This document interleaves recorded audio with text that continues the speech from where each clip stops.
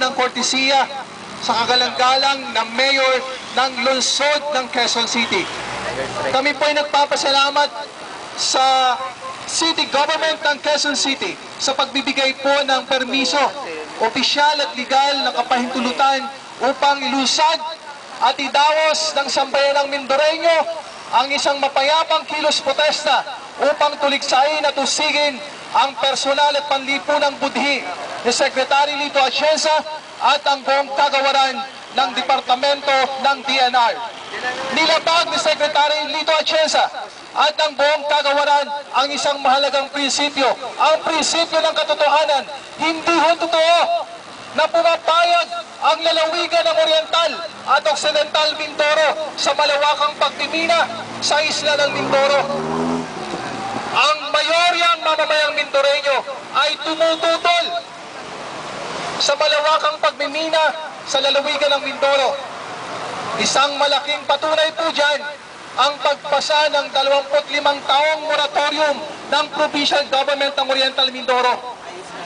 Nariyan din po ang pagpasa ng iba't ibang pagtutol ng mga local government units katulad ng bayan ng Sablayan, ng Victoria, ng Calapan, ng Baco, ng Pinamalayan at iba pang mga bayan sa lalawigan ng Oriental Mindoro.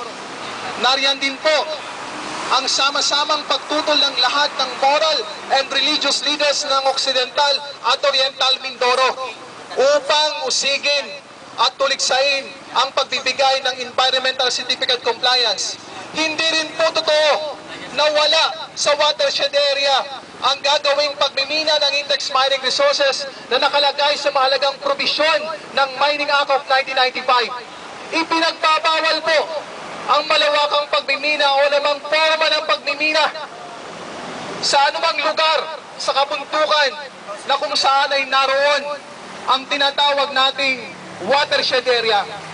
Kasama din po namin dito ang malawak na bangkat at hanay ng mga katutubong Mindoreño, ang mga katutubong Mangyan, sapagkat ang mga may minahing lugar sa kabuntukan ng Oriental at Occidental Mindoro ay nabibilang sa tinatawag po nating ancestral land.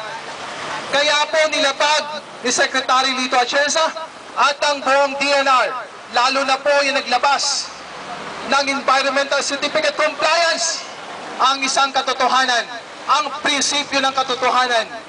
No to mining! No to mining! No